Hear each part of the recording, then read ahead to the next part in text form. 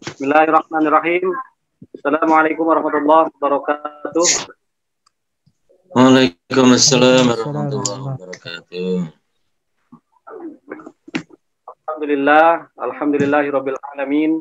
Nahmaduhu wa nasta'inu wa nastaghfiruh wa na'udzu billahi min syururi anfusina wa min sayyiati a'malina. May yahdihillahu fala mudilla wa may yudlil fala hadiyalah. Asyhadu an la ilaha illallah wa asyhadu anna Muhammadan abduhu wa rasuluh. Faqala Allah Ta'ala fil Qur'anil Karim, a'udzu billahi minasyaitonir rajim. Bismillahirrahmanirrahim. Ya ayyuhalladzina amanu taqullaha haqqa tuqatih wa la tamutunna illa Alhamdulillahirabbil alamin. Segala puji milik Allah Rabb semesta alam. Dan pada sore hari ini Allah mempertemukan kembali kita di media, ya, di salah satu media yaitu Zoom meeting. Insyaallah dalam agenda yang sudah rutin kita agendakan, yaitu bedah buletin Kafah edisi yang alhamdulillah, insya Allah bedah buletin Kafah ini akan diisi oleh dua pemateri kita, yaitu yang pertama Ustadz Denny, ya, Kurniawan, bersama Ustadz Dr. Atim Abu Muaz. Beliau adalah pengasuh Majelis Cinta Nabi, insya Allah. Alhamdulillah. Sholawat serta salam kita tetap curahkan kepada uswah kita, yaitu junjungan kita, yaitu Habibana wa Nabiyana Rasulullah Muhammad Sallallahu Alaihi Wasallam, kepada keluarganya, sahabatnya, tabiin sampai tabiin sampai kepada kita umatnya yang masih tiba sampai yaumil akhir nanti. Alhamdulillah, jamaah Majelis Ansarullah yang dimuliakan Allah Subhanahu Wa Taala, tak terasa dari pekan ke pekan kita bertemu, ya, di agenda rutin kita, yaitu di bedah buletin Kafah yang setiap dilaksanakan setiap Ahad jam 16 sampai yang jam 15.30. Alhamdulillah, bedah Kafah boleh apa untuk pekan ini, ya, insya Allah yang edisi 177 ini membahas tentang bencana alam, akar masalah dan solusinya. Alhamdulillah, insya Allah ini akan dikupas tuntas oleh guru-guru kita, diantaranya Ustadz Denny Kurniawan. Apa kabar Ustadz Denny? Alhamdulillah, barakallah. Sehat Ustadz? Alhamdulillah. Alhamdulillah. Untuk selanjutnya dengan pemateri yang luar biasa juga pada sore hari ini, insya Allah, yaitu pemateri juga ini akan disampaikan oleh guru kita juga, itu Ustadz Dr. Atim Abu Muaz. Ustadz sehat, Damang? Ustadz sehat? Alhamdulillah sehat, Damang. Barakallah. Alhamdulillah pemateri kita sudah hadir, ya, semuanya di sini.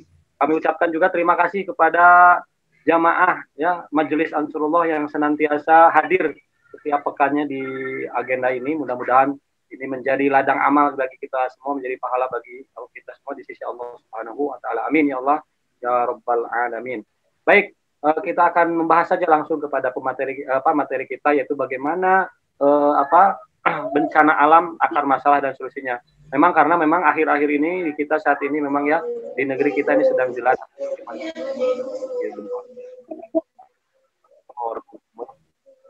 dan berbagai macam musibah lainnya, termasuk awal-awal adanya pesawat jatuh dan lain sebagainya.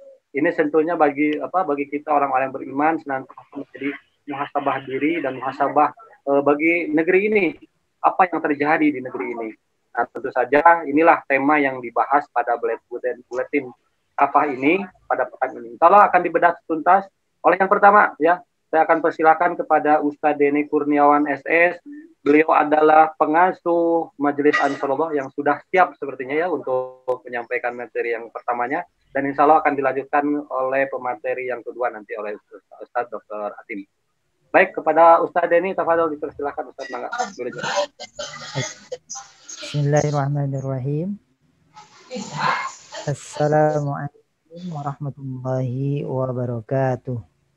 Waalaikumsalam warahmatullahi wabarakatuh. Alhamdulillahirabbil alamin, asyhadu an la ilaha illallah wa asyhadu anna Muhammadar Rasulullah. Allahumma shalli ala sayyidina Muhammad wa ala alihi washabihi ajma'in.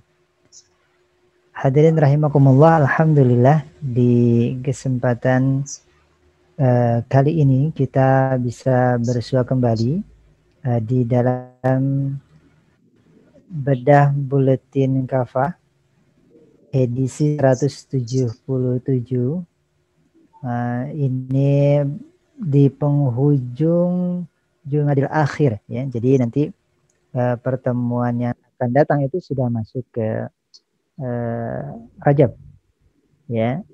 Jadi kalau sudah apa istilahnya sudah masuk ke bulan Rajab itu sudah mendekati Ramadan ya, biasanya hawa nate hawa untuk kita siap-siap untuk suci Ramadan. Alhamdulillah di kesempatan kali ini saya disertai dengan Ustaz Dr. Atim yang nanti akan menyampaikan panjang lebar terkait dengan buletin kafah edisi 177 ini.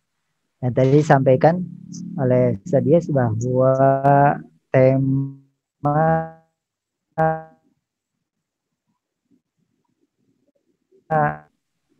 kita pada bedah buletin ini adalah tentang akar penyebab bencana dan solusinya.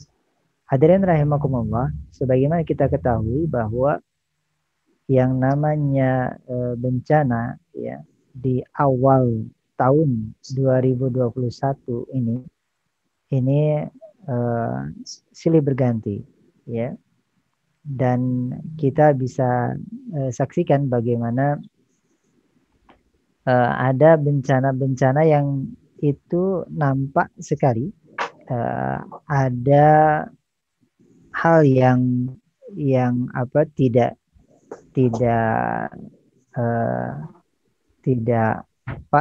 istilahnya hal yang miris ya ada yang hal yang miris sehingga hal itu terjadi ya, atau bencana itu terjadi. Nah, tentunya kalau kita perhatikan dari sisi dimensi bahwa kita sebagai manusia harus menjaga keseimbangan alam dan lain sebagainya, kemudian juga kita sejak di bangku sekolah juga diajarkan bagaimana kita menjaga lingkungan dan lain sebagainya. Itu adalah hal yang secara manusiawi mestinya kita lakukan secara baik secara individu maupun secara berkelompok ya. Bahkan masyarakat secara umum maksudnya itu terbiasa ya bahu membahu ya, bekerja sama, gotong royong di dalam menjaga lingkungan ini. Namun di sisi lain ternyata kita bisa menemukan bahwa perusakan alam ini juga ternyata terus berlangsung ya. Penebangan hutan ya, kemudian juga hal-hal yang lainnya yang itu adalah bentuk dari pakan ini, sehingga ekosistemnya terganggu. Nah, kemudian juga yang membuat miris itu adalah manakala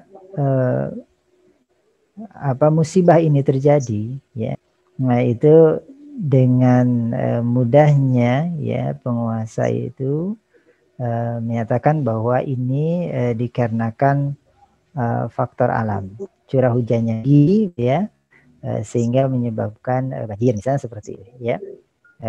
Hal yang namanya hujan itu adalah perkara yang alamiah ya, qadarullah seperti ini. Betul memang tidak mungkin terjadi banjir kalau tidak ada hujan. Tapi masalahnya apakah hujan ini memberikan keberkahan atau kemudian menjadi bencana? Itu karena memang ternyata kalau kita perhatikan misalnya di Kalimantan kemarin ya, Kalimantan Selatan, perubahan ya dari hutan yang begitu ratusan ribu hektar ya berubah menjadi perkebunan sawit, ini kan ulah manusia, gitu, ya, yang awalnya sangat jarang gitu ya, banjir itu melanda wilayah tersebut. Kita dipersaksikan bagaimana kemarin itu luar biasa ya, menjadi lautan ya, lautan banjir gitu ya, yang nampak ya, itu adalah merupakan bukti bahwa perusakan ya yang terjadi itu adalah memang benar-benar adanya, dan ini tidak bisa ditutup-tutupi ya. Faktanya memang terjadi, apalagi banyak korban ya yang mengalami hal tersebut gitu, dan tentunya ini adalah hal yang harus kita bahas di kesempatan kali ini. Apakah ini permasalahannya adalah sebagaimana disampaikan, ini sekedar karena curah hujan yang tinggi, atau karena perusakan alam yang terus menerus gitu ya, demi mengejar kapital ya, demi istilahnya memenuhi keinginan lebih tepatnya mungkin kerakusan para kapital ya, untuk meraup pundi-pundi harta dengan cara-cara yang bisa membahayakan kehidupan manusia, yakni dengan melakukan perusakan di mana-mana. Dan untuk lebih gamblangnya ya, alhamdulillah Dr. Atim telah hadir di forum kita ya, dan juga partisipan juga sudah alhamdulillah, mudah-mudahan semakin lama semakin bertambah dan semakin baik lagi untuk kajian bedah kafa ini. Dan untuk itu kepada Ustaz Dr. Atim kami persilakan. Falyatafadhal mashkura. Silakan Ustaz. Alhamdulillah. Terima kasih Ustaz. Ya. Bismillahirrahmanirrahim. Assalamualaikum warahmatullahi wabarakatuh. Waalaikumsalam warahmatullahi wabarakatuh. Alhamdulillahirabbil alamin. Alhamdulillahilladzi arsala rasulahu bil dinil haq liyudhhirahu 'ala ad-dini kullih walau karihal musyrikun. Asyhadu an la ilaha illallah wa asyhadu anna Muhammadan abduhu wa rasuluh. Allahumma shalli ala sayyidina Muhammad wa ala alihi wa ashabihi wa man tabi'ahum bi ihsanin ila yaumiddin. Ayyuhal ikhwah, ittaqullah haqqa tuqatih wa la tamutunna illa wa antum muslimun. Wa qala Allah ta'ala fi Qur'anil Karim, a'udzu billahi minasy syaithanir rajim, bismillahirrahmanirrahim. A'amintum man fis sama'i ay yakhsifa bikumul arda fa idza hiya tamur. Am amintum man fis sama'i ay yursila 'alaikum hasiba fasata'lamuna kaifa nadhir. Shadaqallahul 'azim. Alhamdulillahirabbil alamin. Bersyukur kepada Allah atas segala nikmatnya. Terima kasih kepada kawan-kawan semua, ikhwas sekalian yang memberi kesempatan kepada saya.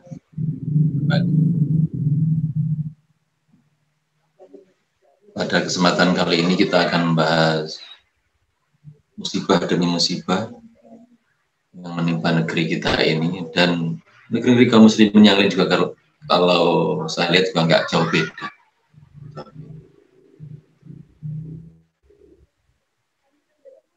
Ujung dari permasalahan ini cuma satu saja sebenarnya, yaitu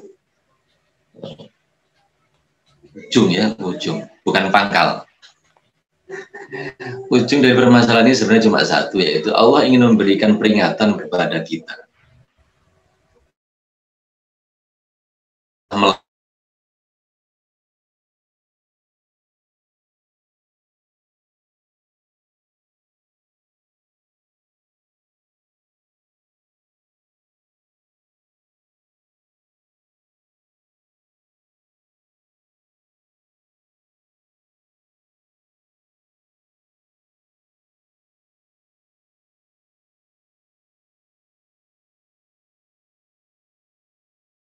Apakah itu gunung meletus, apakah itu tanah longsor, atau apakah itu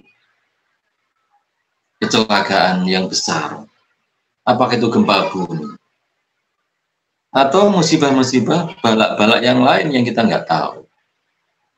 Gitu. Nah sebenarnya Islam sudah memberikan garis yang lurus untuk memberikan arahan ya, kepada kita supaya dalam hidup ini menjadi enak, nggak banyak musibah, nggak banyak kesulitan.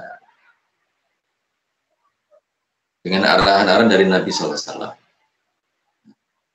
Dan arahan itu sebenarnya sudah ada, sudah ada. Maksudnya saudara itu gimana? Konkretnya gimana? Nah, gitu loh ya. Konkretnya gimana? Konkretnya adalah gini.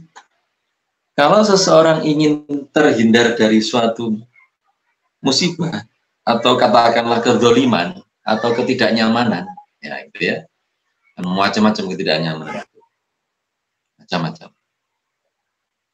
Maka kita sebagai individu tidak boleh tinggal diam ketika melihat suatu kedzaliman itu dilakukan, biarpun itu adalah kecil kelihatannya. Gitu. Karena segala sesuatu yang besar biasanya dimulai dari sesuatu yang kecil. Bisa dipahami dari sini ya. Nah, tadi Ustadz ini sudah menyampaikan bagaimana pelajaran lingkungan. Waktu kita sejak SD, SMP, SMA itu selalu diajari bagaimana mengelola lingkungan. Contoh yang kecil saja, tidak boleh membuang sampah di sungai, contohnya. Itu pelajaran anak SD sudah tahu semua. Tidak benar kalau hutan dibabat. Itu pelajaran anak SD sama si ingat. Ya, dengan gambaran yang sangat mudah sekali guru saya dulu itu. Gini gambaran mudahnya. Andai kepala. Nah, kepala saya ini sudah barusan saya cukur tadi. Kepala ini kalau ada rambutnya, ya, maka ketika disiram air, diguyur air itu nggak langsung bior ke bawah, ya kan? Nggak langsung bablas ke bawah. Tapi kalau kepala itu gundul, ya, nggak ada air rambutnya, ketika ya, diguyur dengan air bior gini, maka air itu langsung blas saja ke bawah. Itulah gambaran. Ya, waktu saya SD dulu, bagaimana mengelola lingkungan, termasuk hutan. Nah, kalau pohon-pohon di hutan itu, ya kalau pohon-pohon di hutan itu masih ada, maka hujan yang deras akan ditahan dulu oleh pohon itu. Ya, ditahan dulu oleh pohon itu. Nggak langsung ke tanah. Kemudian baru diteruskan ke tanah. Nah, diteteskan ke tanah. Nah, sehingga tetesan itu kan tidak sedahsyat, tidak sederas ketika langsung bior ke tanah. Ini apa maksud saya? Bahwa menjaga ekologi itu bisa sebenarnya orang itu kalau menjaga hutan. Nah, kemudian hutan dengan pohon-pohonnya juga akan menyimpan air. Tanah di bawahnya pohon juga akan menyimpan air. Nah, sehingga apa? Potensi banjir relatif kecil karena banyak air yang disimpan. Sini ya, ini pelajaran sederhana sebenarnya. Kenapa saya katakan sederhana? Lah saya dapat pelajaran ini dari SD kok.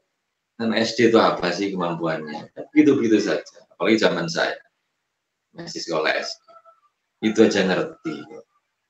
Nah, itu. Jadi sebenarnya curah hujan, nah, itu kalau dilihat-lihat ya begitu-begitu saja sebenarnya. Ya, kalau di total-total volume air kan tetap aja, gitu loh. Volume air di bumi ya segitu-segitu saja. Maaf, ada bunyi jam.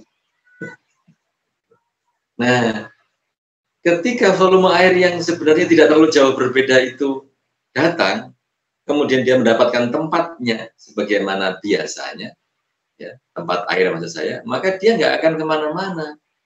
Artinya dia nggak akan menyebabkan banjir, apalagi banjir bandang. Tetapi kalau dia datang, yaitu air itu datang bersamaan, ya, kemudian dia nggak dapat tempat yang biasanya, ya pasti dia akan mencari tempat sendiri. Ya sudah menjadi sunatullah, ya. Air itu akan mencari tempat yang lebih rendah. Disitulah terjadi banjir. Nah, saya kira ini yang terjadi di banyak tempat, termasuk di Bandung. Nah, seperti itu. Cuman di Bandung itu ya, tidak sedahsyat kemarin-kemarin di Kalimantan. Tapi sering gitu. Nah, sampai menimbulkan korban. Nah, gini. Sekarang saya akan memberikan gambaran tentang pentingnya mencegah kezaliman supaya tidak berimbas kepada yang lain. Saya akan menambahkan dari isi buletin ya. Jadi isi buletin kafa itu akan saya tambahkan dengan sebuah hadis atau dua buah hadis begini. Dari kitab Al-Wafi. Kitab Al-Wafi adalah kitab syarah dari kitab hadis Arba'in. Kitab hadis Arba'in ditulis oleh Imam Nawawi, ya, gitu. Ada sebuah penjelasan tentang hadis dari salah satu hadis di kitab Arba'in ini, ya. Yang punya kitab Arba'in boleh melihatnya, yaitu hadis ke-36, ya, tentang bab kumpulan kebaikan. Di sana ada penjelasan dalam kitab Al-Wafi. Kitab Al-Wafi. Ada hadis begini. Al-muslimu akhul muslimi. La yadlimuhu wa la yuslimuhu. Seorang muslim itu saudara atas muslim lainnya.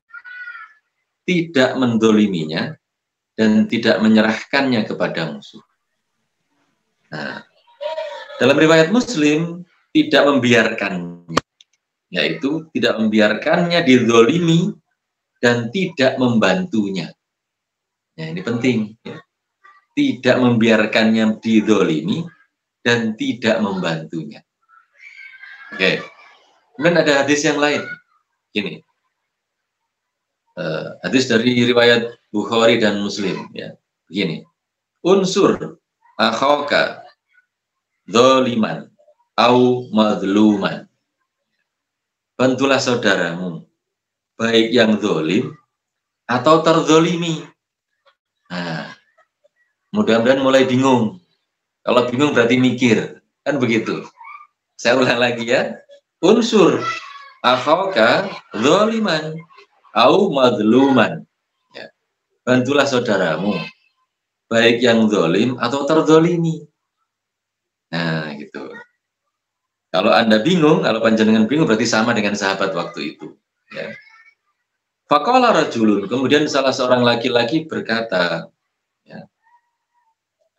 ya Rasulullah, wahai Rasulullah, ansuruhu idza kana madluman. Aku akan menolongnya jika dia itu dizolimi.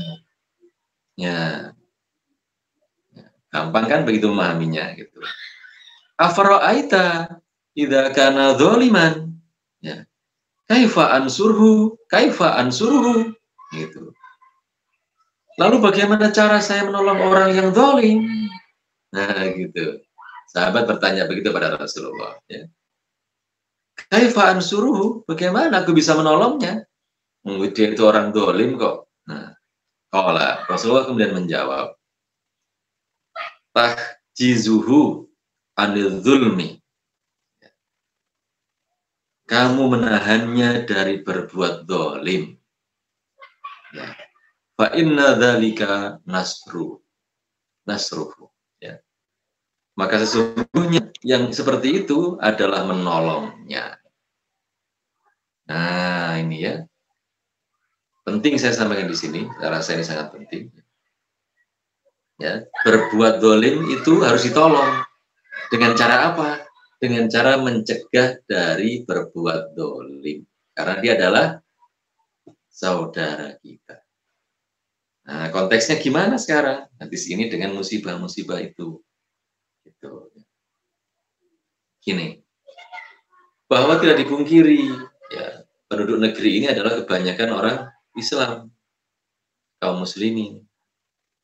Nah, jadi wajar kalau ada yang berbuat dolim adalah orang Islam juga.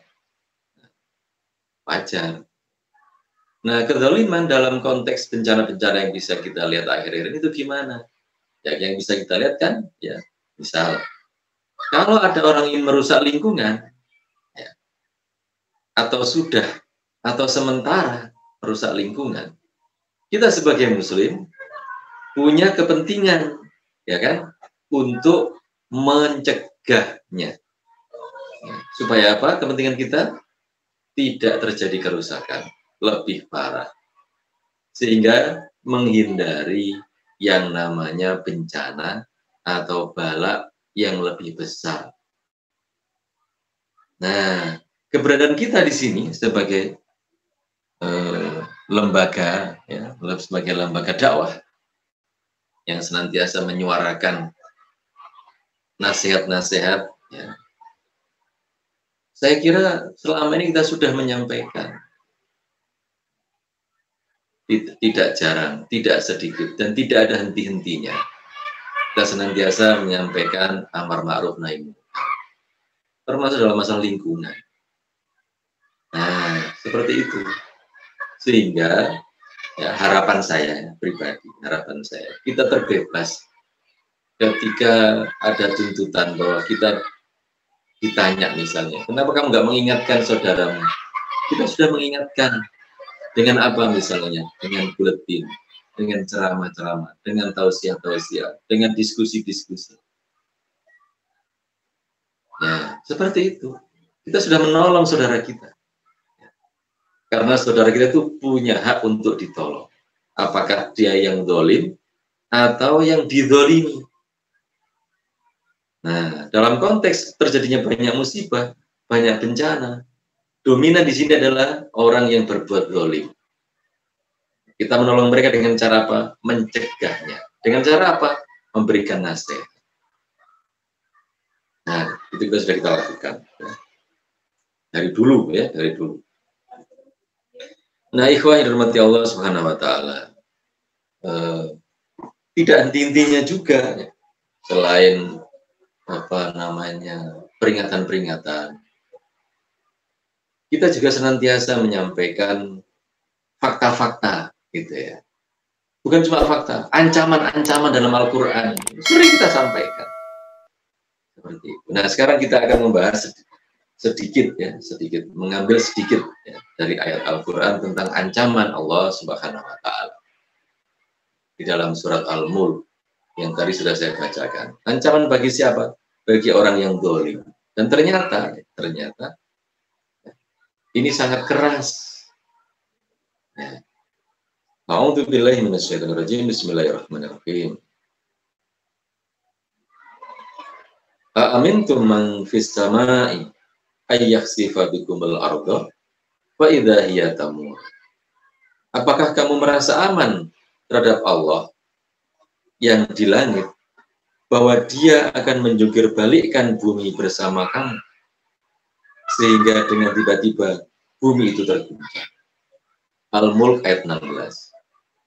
Ayat 17-nya, amintum man fis sama'i ayyursila alaikum hasiba. Atau apakah kamu merasa aman terhadap Allah yang di langit, bahwa dia akan mengirimkan badai yang berbatu? Ini kan ancaman keras sebenarnya. Lanjutannya, ya, ayat 17. Fasata'lamuna kaifa nadhir. maka kelak kamu akan mengetahui bagaimana akibat mendustakan peringatan Allah. Nah, ini ya. Ini adalah ancaman keras. Surat Al-Mulk itu 30 ayat dan sering dibaca orang.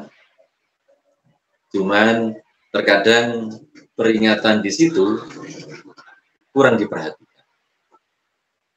Nah, ikhwas sekalian rahmati Allah Subhanahu wa taala. Menyangkut surat Al-Mulk ayat 17 tadi itu ya. 16 dan 17 tadi itu.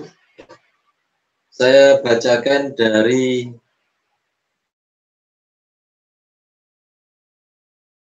tafsir Ibnu Katsir.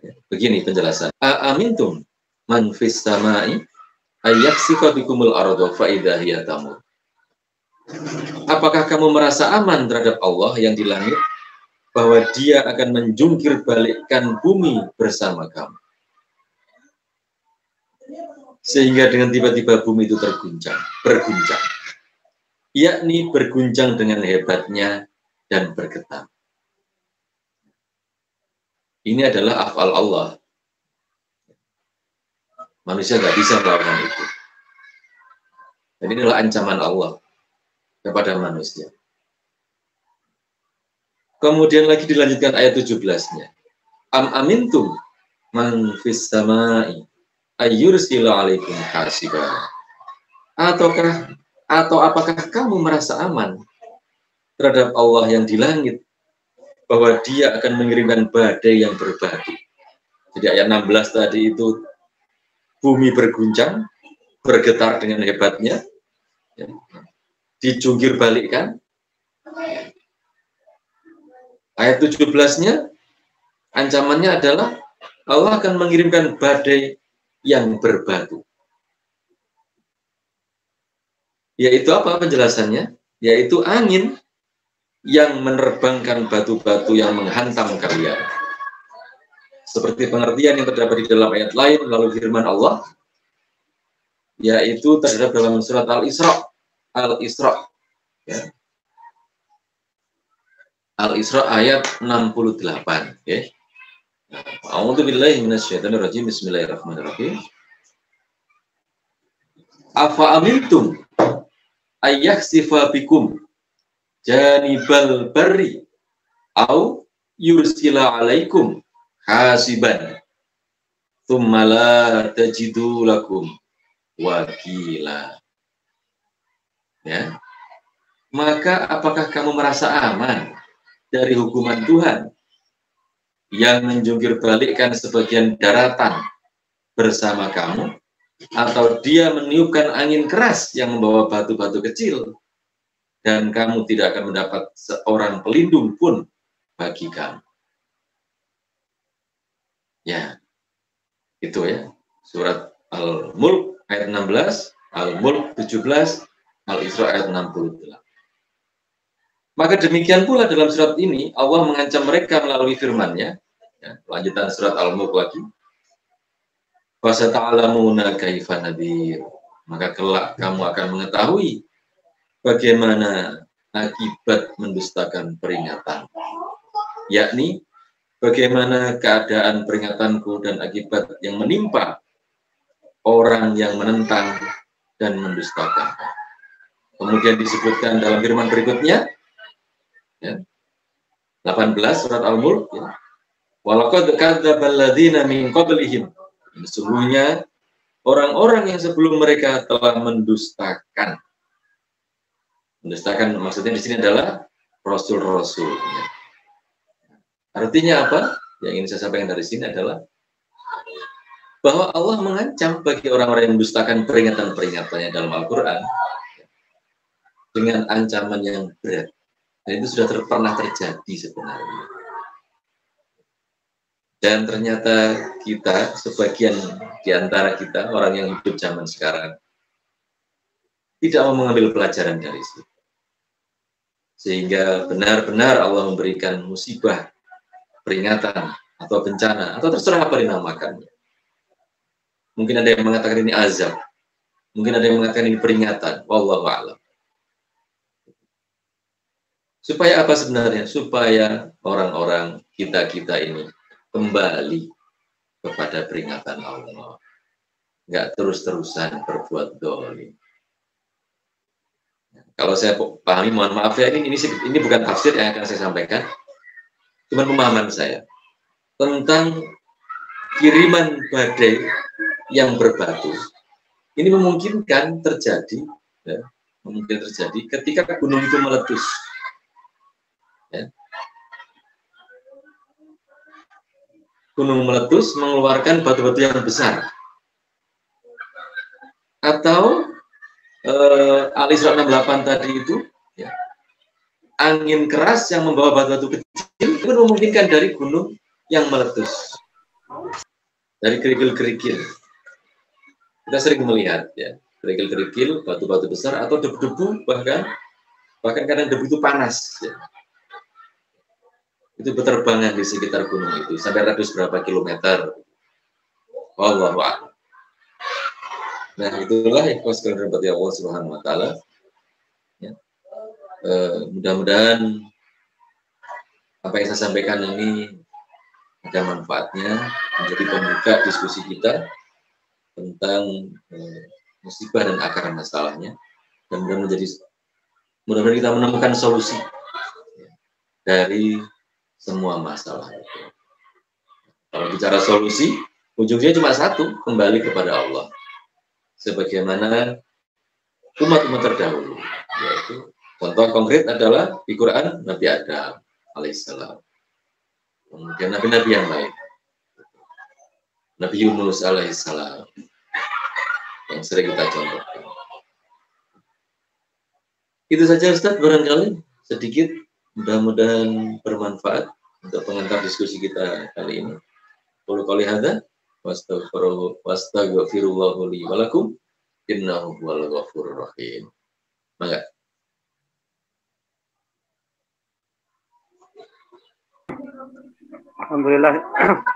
Alhamdulillahirabbil alamin, ya. Penjelasan materi yang cukup luar biasa yang disampaikan oleh Ustaz Dr. Atim, yang beliau paparkan mengenai kondisi yang memang saat ini sedang terjadi, di mana berbagai macam musibah, termasuk saya tuh tadi cukup ini juga ya mengenai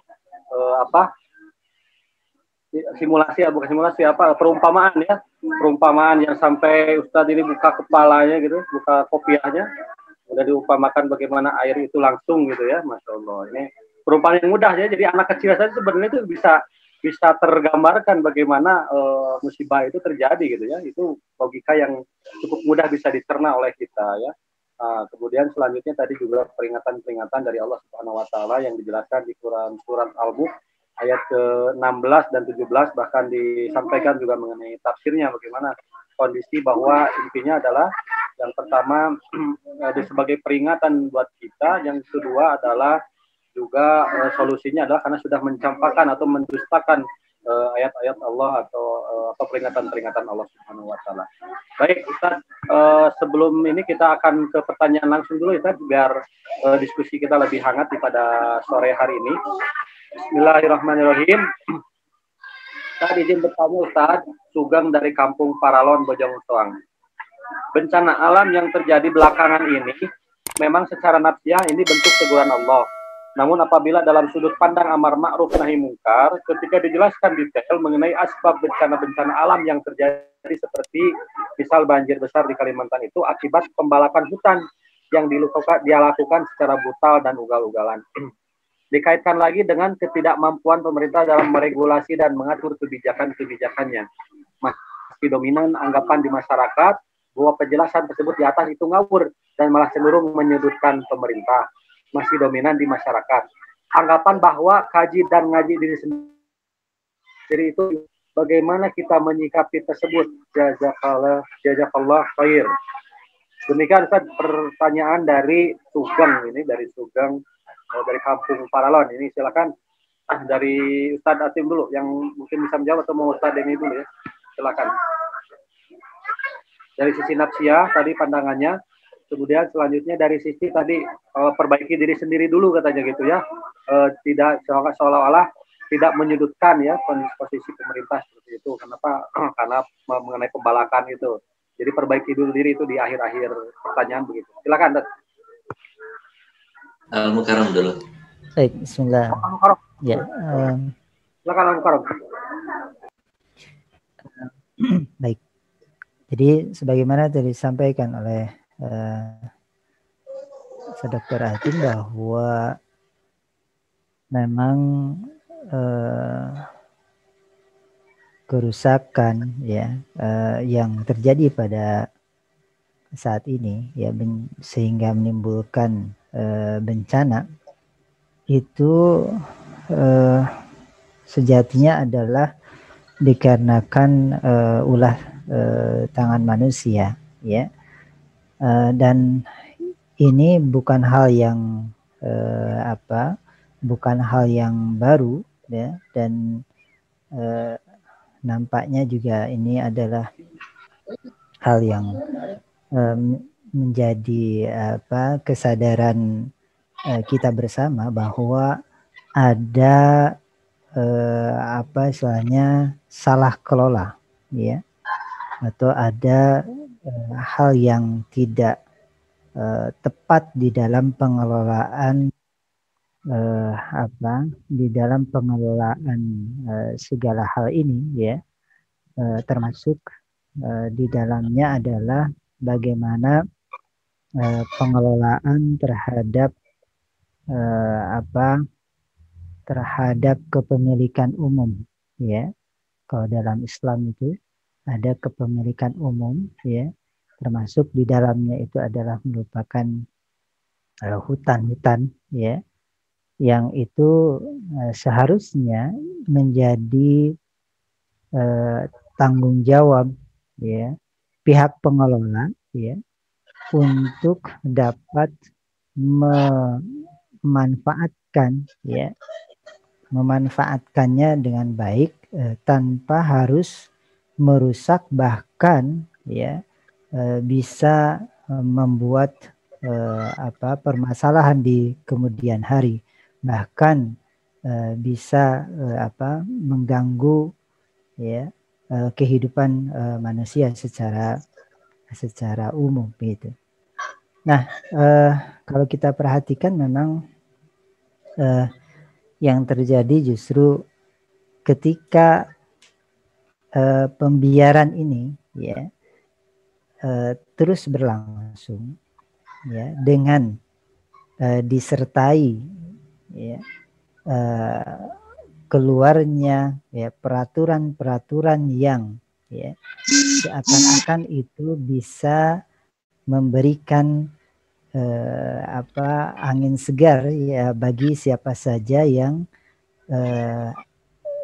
berkehendak untuk ya melakukan apa yang disebut dengan pembalakan tadi seperti itu, dan ini terjadi, maka seharusnya sebagai pengelola ini harus diperhatikan ya berbagai hal ya, termasuk adalah bagaimana kehidupan masyarakat sekitar juga akhirnya yang harus diperhatikan dari awal sampai akhir, maksudnya bahwa salah kelola ini berakibat fatal ya.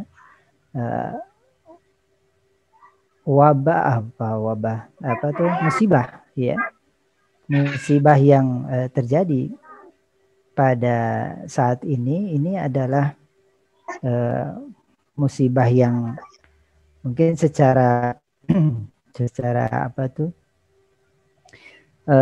kasat mata bahwa ini adalah masalah yang mungkin muncul di saat musim hujan, begitu ya, bahasanya seperti itu. Tapi sebenarnya di balik itu ini ada masalah yang besar, ya. Di balik itu ada masalah yang besar, yakni ketika ya ketika ada hukum syara yang dilanggar. Ya. Nah, ketika ada hukum syara yang dilanggar, artinya berarti bahwa ada kemaksiatan yang dilakukan. Nah, itulah yang sebenarnya menjadi musibah besar bagi kita. Ya. Jadi musibah besarnya itu justru ketika manusia itu melakukan kemaksiatan kepada Allah. Apa itu kemaksiatannya? Tadi disampaikan bahwa salah kelola di dalam kepemilikan umum, ya, yang itu sudah dipesankan, di dalam Islam, ya. Nah, inilah yang akhirnya akibatnya itu adalah seperti tadi, ya. Jadi tetap kita harus memperhatikan hal ini bahwa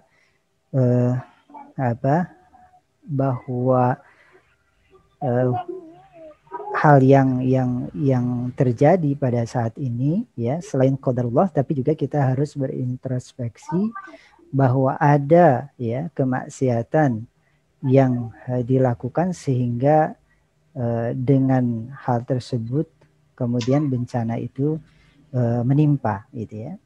Nah, maka dari itu untuk terhindar dari bencana ini, ya, mau tidak mau kita harus kembali kepada jalan Allah ini, ya. Artinya hentikan atau stop kemaksiatan tersebut, ya, termasuk di dalamnya terkait dengan salah urus, ya, atau salah pengelolaan terhadap kepemilikan umum, sehingga bencana demi bencana ini segera kemudian berakhir, ya, dan tidak lagi memakan korban, ya, manusia, ya, dan juga tentunya lingkungan, ya. Allahu a'lam bishawab.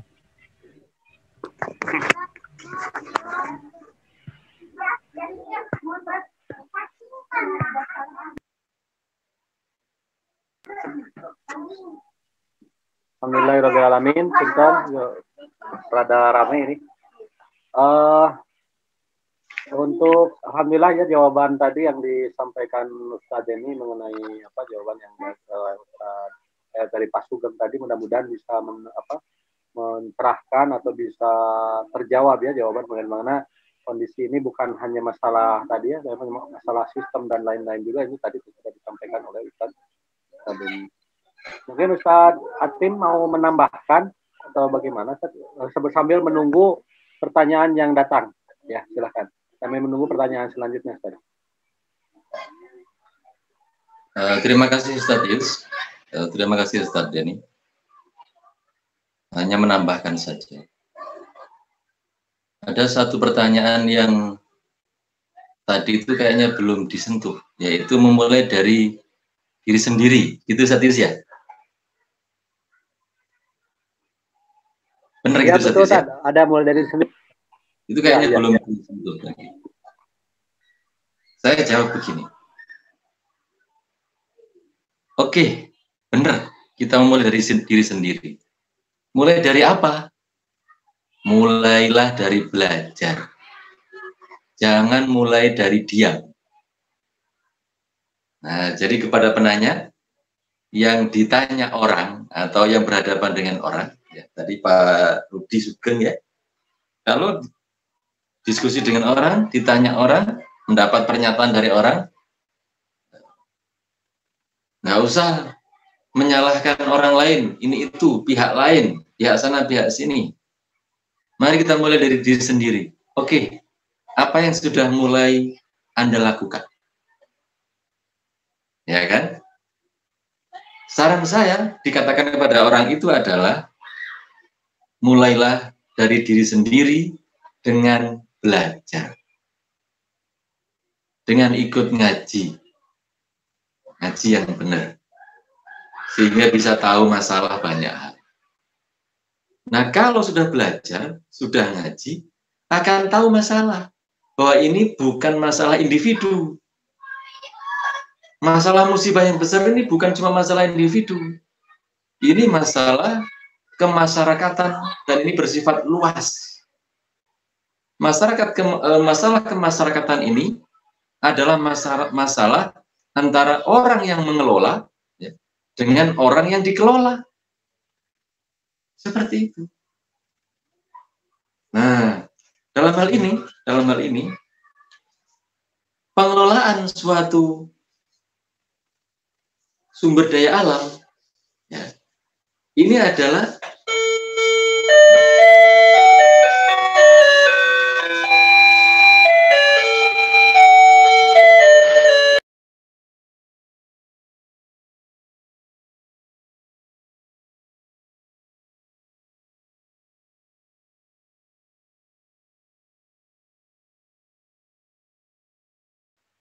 minta maaf, bunyi jam.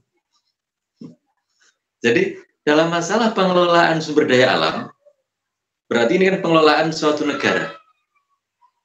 Ya, gimana suatu negara ini dikelola dengan baik oleh orang-orang yang mendapatkan amanah.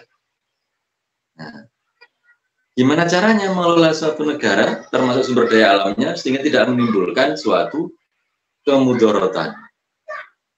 Nah, ini kan ada aturannya, termasuk dalam masalah pengelolaan hutan atau sumber daya alam yang lainnya.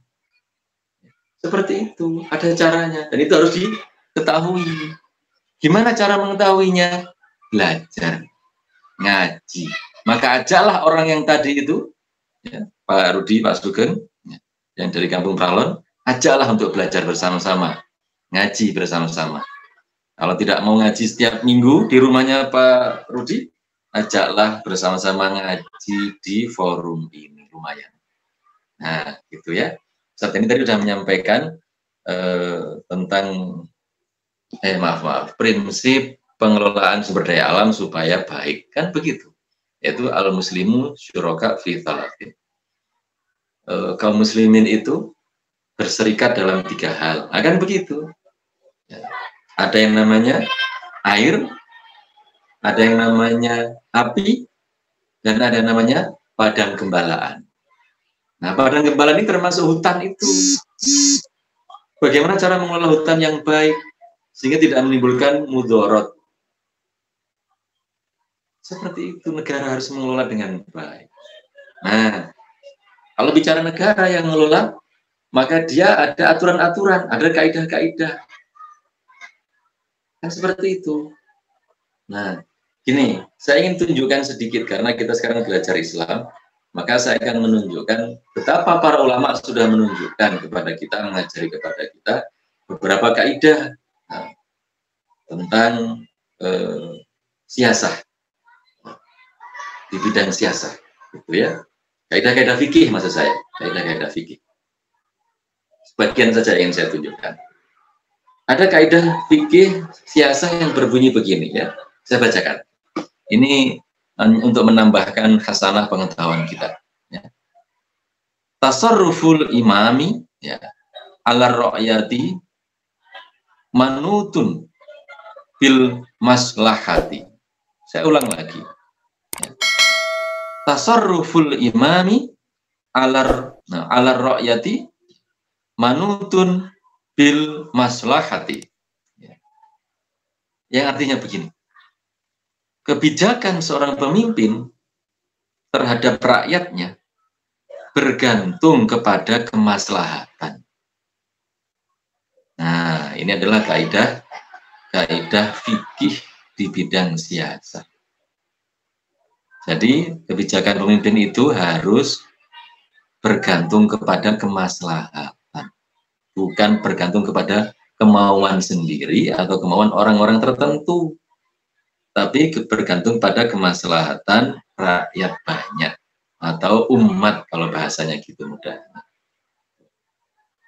Ya. Nah, kalau pengelolaan hutan itu tidak berdasarkan kemaslahatan umum atau kemaslahatan umat, yang terjadi ya akhir-akhir ini, bahkan bukan cuma akhir ini sebenarnya kok, dari dulu sudah sering kejadian kok. Sudah sering kejadian banjir bandang tiba-tiba, ternyata setelah ditelusuri hutannya dihabis. Nah, itulah ikhwas sekalian rahmati Allah Subhanahu wa taala, sedikit ya, saya sampaikan kaidah fikih dalam masalah siasat. Saya kira itu mudah-mudahan cukup menjawab sebagai tambahan dari jawaban Ustaz Denny tadi. Saya kembalikan kepada Ustaz Yus. Ya, alhamdulillahirobbilalamin ya. Jazakallahu khairan kepada Ustaz Dr. Atim yang sudah menambahkan pertanyaan dari Pak Sugeng. Mudah-mudahan menambah juga mengenai bagaimana intinya membalikan biar mengaji dulu gitu, biar tahu ya apa permasalahannya, sehingga kalau dia sudah paham diantaranya itu bisa lebih luas lagi apa yang tadi disampaikan oleh Ustaz Atim. Alhamdulillah, silakan ya bagi yang mau bertanya bisa lewat chat atau ya bisa lewat chat, nanti kalau sudah nanti dibacakan. Alhamdulillah sudah hadir sudah ada lagi pertanyaan yang selanjutnya. Bentar, pertanyaan selanjutnya adalah Bismillah, izin bertanya Ustaz, bagaimana kita mencegah kezaliman pemerintah sedangkan kita tidak masuk dalam lingkungan kepemerintahan? Karena keputusan pemerintah ada dalam parlemen seperti DPR atau DPRD. Apakah kita harus punya wakil di DPR untuk mewakili aspirasi rakyat?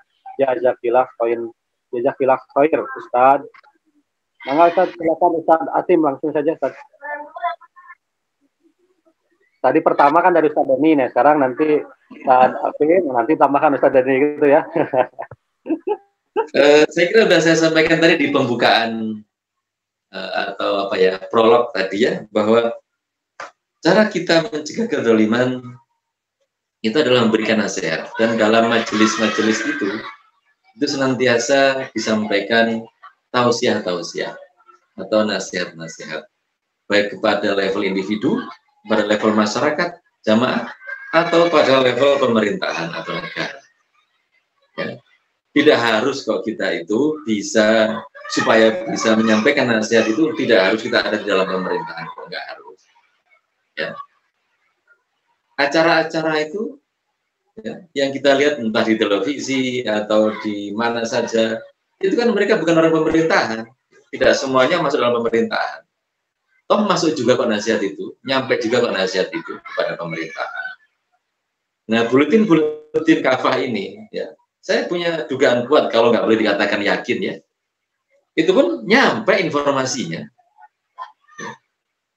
Saya yakin itu ya, nyampe informasi nasihat-nasihat yang ada dalam buletin kafah itu kepada siapa saja. Apalagi dalam dunia maju sekarang ini, harus informasi sangat mudah diakses. Ya, nasihat-nasihat dari mana saja bisa diakses. Ya, itu saja. Mangga.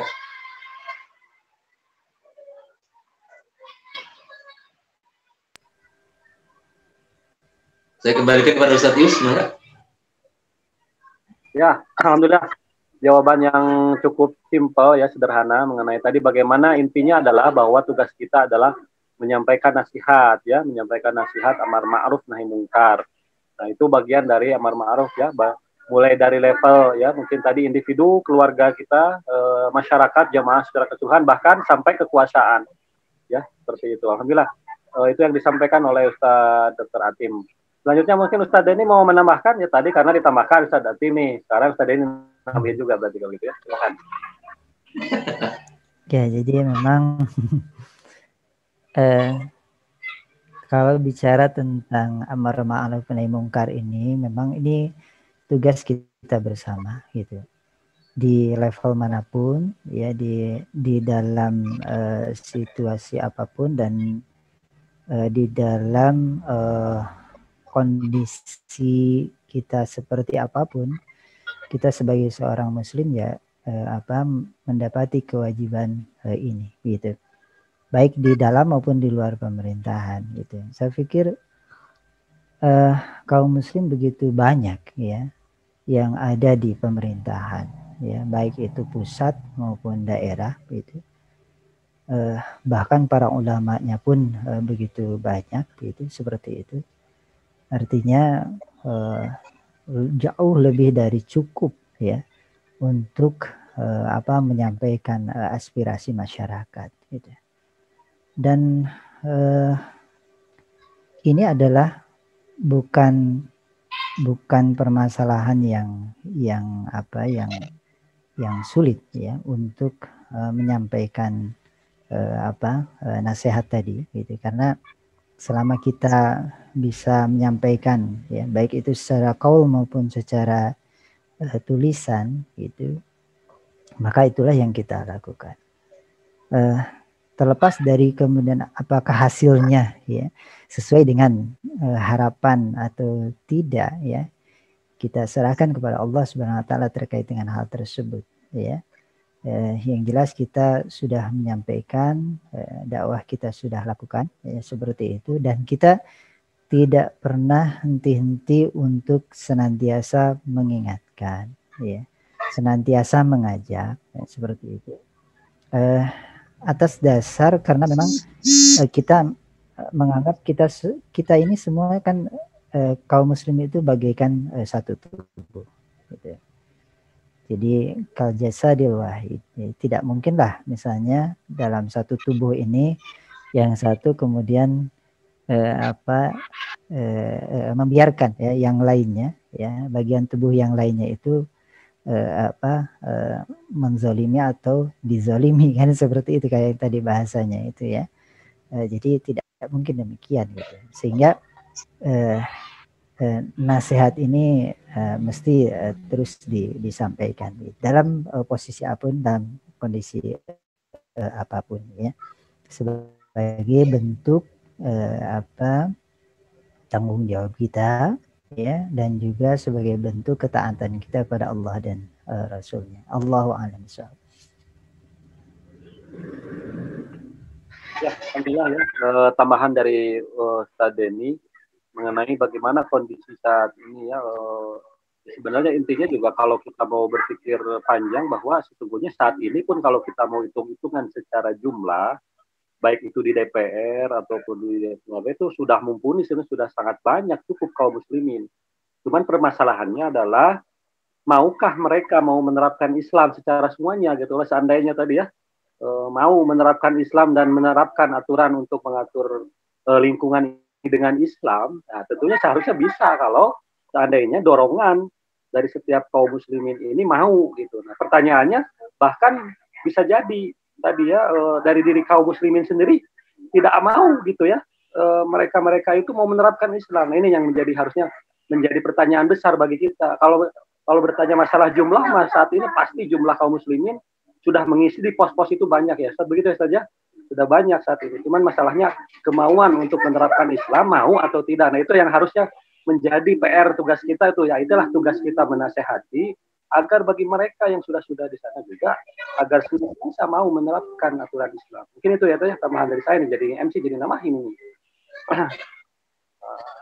Ya. Silakan, ada pertanyaan lagi, ya? Ada pertanyaan lagi? Kalau belum, saya menambahkan, Ustaz Yus. Ya. Gimana, Ustaz? Kalau belum ada yang pertanyaan, saya menambahkan saja dari penyampaian Ustaz Yus tadi. Oh iya, silakan, Ustaz. Silakan. Jadi begini, amar ma'ruf nahi mungkar terhadap orang yang diyakini tidak akan menerimanya. Nah, gini, ya. Kita kasih judul begitu saja. Amar ma'ruf kepada orang yang diyakini tidak mau menerimanya itu bagaimana? Karena faktanya kan begitu tadi, ya. Ustaz tadi dalam paparannya juga menyampaikan mau atau tidak menerimanya, kan seperti itu. Seakan-akan kita menduga kuat orang itu kayak nggak mau begitu, ya, menerimanya. Peringatan-peringatan atau amar ma'ruf yang kita sampaikan. Bagaimana sikap kita dengan orang yang seperti itu? Maksudnya orang yang tidak mau menerima itu. Apakah kita akan diam? Jawabannya tidak. Ya. Jadi biarpun kita meyakini orang yang akan kita kasih peringatan itu nanti tidak akan menerima, kita nggak akan diam. Ya. Dari mana dalilnya? Penjelasannya? Mari kita lihat. Masih dalam kitab Al-Wafi, syarah kitab hadis Arba'in karya Imam Nawawi, ya. Pada hadis ke-34, ya, boleh dicatat kalau ada yang mau nyatat, ya. Ini adalah hadis ke-34, dijelaskan begini-begini, ya. Hadisnya sih sudah sangat terkenal, ya. Begini, yang hadis tentang itu loh, man ra'a minkum munkaron ya fal yughayyirhu bi yadihi fa illam yastati fa bi lisanihi fa illam yastati fa fi qalbihi wa dzalika dha'aful iman. Hadis itu nomor 34 itu ya. Dalam kitab Arba'in. Penjelasannya itu adalah sebagian dari penjelasan itu sebagai berikut ya. Amar ma'ruf nahi mungkar terhadap orang yang diyakini tidak akan menerimanya. Para ulama berbeda pendapat bahwa melaksanakan amar ma'ruf nahi mungkar adalah wajib biarpun orang itu diyakini tidak mau menerimanya. Karena yang diwajibkan hanyalah menyampaikan. Sedang menerima atau tidak bukan tanggung jawab kita. Nah, sebagaimana ayat 21 surat Al-Wasiyah. Surat Al-Wasiyah ayat 21, A'udzubillahi minasyaitonir rajim. Bismillahirrahmanirrahim. Fadzakir innama anta mudzakir. Maka berilah peringatan. Karena sesungguhnya kamu hanyalah orang yang memberi peringatan. Tuh. Ayat berikutnya. In alaika illal balahu. Ya. Kewajibanmu tidak lain hanyalah menyampaikan. Yaitu menyampaikan risalah. Ini surat Asy-Syura ayat 48. Kemudian wadzakir fa inna dzikra tanfa'ul mu'minin. Dan tetaplah memberi peringatan, karena sesungguhnya peringatan itu bermanfaat bagi orang-orang yang beriman. Nah, itu surat Al-Dzariyat ayat 55. Inilah yang dimaksud oleh Abu Sa'id radhiyallahu anhu ketika dia berkata, ia telah melakukan kewajibannya. Itu ya sebagian penjelasan dari penjelasan tentang kalau ada orang yang diyakini atau diduga kuat tidak mau melaksanakan, tidak mau menggubris, nah, mungkin tidak akan menggubris peringatan kita. Seperti itu. Kemudian lagi, mohon maaf saya tambahkan lagi Ustaz Tius ya, mumpung ini, haji mumpung. Allah juga telah mengingatkan orang-orang yang berusaha mendakwahi orang-orang Yahudi yang melanggar pada hari Sabtu, meskipun orang-orang yang mendakwahi mereka tahu persis jika nasihatnya tidak akan membuahkan hasil. Ya, Allah berfirman, A'udzubillahi minasyaitonir rajim. Bismillahirrahmanirrahim. Wa idz qalat ummatum minhum lima ta'iduna qauman qaumallahu muhlikuhum au mu'adzibuhum adaban syadidan qalu ma'dziratan ila rabbikum wa la'allahum yattaqun. Itu surat Al-A'raf ayat 164. Saya bacakan artinya. Dan ingatlah ketika suatu umat di antara mereka berkata, mengapa kamu menasihati kaum yang Allah akan membinasakan mereka atau mengazab mereka dengan azab yang amat keras? Mereka menjawab, agar kami mempunyai alasan. Ya. Saya ulang lagi, mereka menjawab, agar kami mempunyai alasan kepada Rabb-Mu dan supaya mereka bertakwa. Nah, seperti itu. Ya. Jadi kalau ada orang berpendapat, jangan kamu nasihati orang itu, dia nggak bakalan menerima nasihatmu. Ini adalah bantahan kepada orang-orang tadi itu. Nah, seperti itu. Itu Ustaz, barangkali yang bisa saya sampaikan. Alhamdulillah. Saya kembalikan cukup luar dari Ustaz mengenai bagaimana ya tadi sebagaimana tadi disampaikan bahwa tentu saja ini amar ma'ruf nahi mungkar ini tidak akan berhenti ya. Yaitu bahwa kewajiban kita ini hanya menyampaikan apa yang dari Allah Subhanahu wa taala dan Rasulnya. masalah urusan perubahan tadi ya, itu kepada tadi ya, dibalikan kepada bahwa sesungguhnya tugas kita hanya menyampaikan yang hak itu hak dan yang batil itu adalah batil. Luar biasa Ustaz. Ustaz ini mau menambahkan lagi atau gimana Ustaz? Karena belum ada pertanyaan lagi, atau ada yang mau angkat tangan mungkin ngacung. Cekap. Saran saya kalau mau bertanya nggak harus nulis ya. Saran saya kepada ya, boleh angkat tangan ya, raise hand kalau sudah bagus. Karena tidak semuanya mungkin mau menulis gitu ya. Saran saya langsung saja juga bisa. Gitu.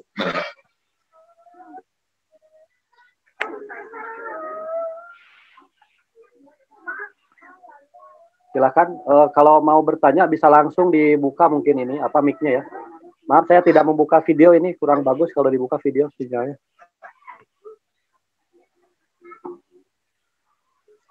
Bisa angkat tangan silakan. Alhamdulillah kita yang hadir peserta hari ini sudah sampai 22 orang. Ya, alhamdulillah mungkin ada kesepuan juga di sini mungkin. Ada yang mau bertanya mungkin ini kesepuan kita Pak Waluyo yang senantiasa setia ya bersama kita di Majelis Ansarullah ini, di bedah kafahnya yang selalu hadir setiap pekannya. Mau bertanya mungkin Eyang Pak Waluyo silahkan, ada yang mau bertanya? Atau ini ada kesepuan kita juga dari Bojong Sere ini Ustadz Kursin ya. Silahkan Ustadz Kursin mau bertanya mungkin. Atau juga kesepuan juga anak Ustadz Edi ya, Pak Edi Suyitno ini sama nih tetangga Pak Waluyo. Mau bertanya Pak, silakan Pak. Nah, biar lebih hangat nih, sebelum ada masih waktu 10 menitan lagi sebelum di closing.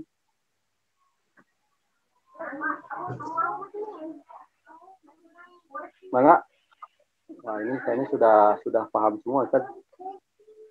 Sepertinya sudah pada jelas semua nih pasti disampaikan oleh pemateri kita nih, Ustaz Atim dan Ustaz Dedi. Kalau tidak ada, nggak ada lagi nih yang ngacung nih, nggak ada ya. Aduh, ini nggak ada. Kadian, nggak ada juga ya. Ini karena nggak ada, mungkin Ustaz, waktu kita memang 8 menit lagi ini sampai jam 17.30. Mungkin bisa closing statement. Pertama saya berikan dulu kepada Atim untuk berikan closing statementnya, kemudian saya Ustaz Dedi. Silakan Ustaz. Closing statementnya mungkin sebelum ditutup kan, Ustaz Atim silakan untuk memberikan closing statementnya.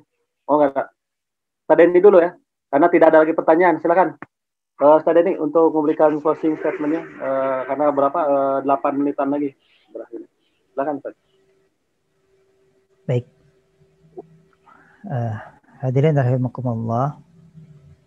Jadi akar penyebab terjadinya bencana ya itu adalah kita mesti berintrospeksi semuanya tentunya, baik secara individu, masyarakat maupun para pengelola negeri ini, karena ujung dari yang terjadi ya, musibah yang terjadi ini adalah dikarenakan ulah tangan manusia ya, terutama kemaksiatan yang dilakukan oleh manusia gitu. Maka dari itu untuk menyelesaikan permasalahan ini tidak lain adalah kembali kepada jalan Allah ya. Kembali kita berpegang teguh kepada aturan-aturan Islam ya. Dan ketika kita mengazamkan diri untuk berpegang teguh terhadap aturan-aturan Islam, maka kita harus berupaya lebih keras lagi bagaimana agar aturan-aturan Islam ini menjadi aturan yang memang diterapkan ya secara sempurna di tengah-tengah kehidupan kita ya. Dan itu adalah merupakan tanggung jawab kita bersama dan kita tidak henti-hentinya untuk senantiasa saling memberikan nasihat, ya, agar apa yang tidak kita harapkan, ya, bencana demi bencana itu kemudian Allah ganti dengan kehidupan yang jauh lebih baik. Tentunya ketika kita terus berupaya untuk mendekatkan diri kita kepada Allah Subhanahu wa taala dengan ketaatan dan menjauhi apa yang kemudian itu merupakan perkara kemaksiatan kepada Allah dan Rasul-Nya, dan semoga kita diberikan keistiqomahan untuk senantiasa menyampaikan yang hak, ya, meskipun semua manusia tidak menyukainya, dan kita senantiasa berpegang teguh kepada tali Allah. Allahu a'lam bishawab.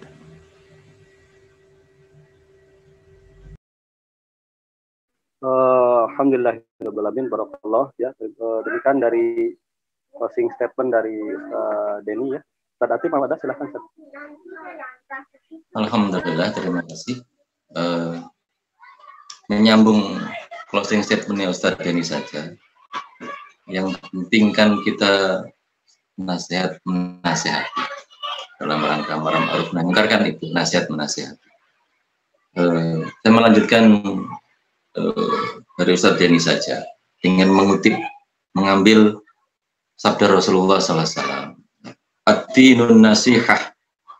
Qalu liman ya Rasulullah? Qala lillahi wali kitabihi wali rasulihi wali a'immatil muslimina au lil mu'minina wa ammatihim. Rasulullah SAW bersabda, agama itu nasihat. Kami bertanya, untuk siapa? Ya, sabda beliau, untuk Allah, kitabnya, Rasulnya, para pemimpin umat Islam, dan bagi seluruh kaum mukminin. Hadis riwayat Muslim.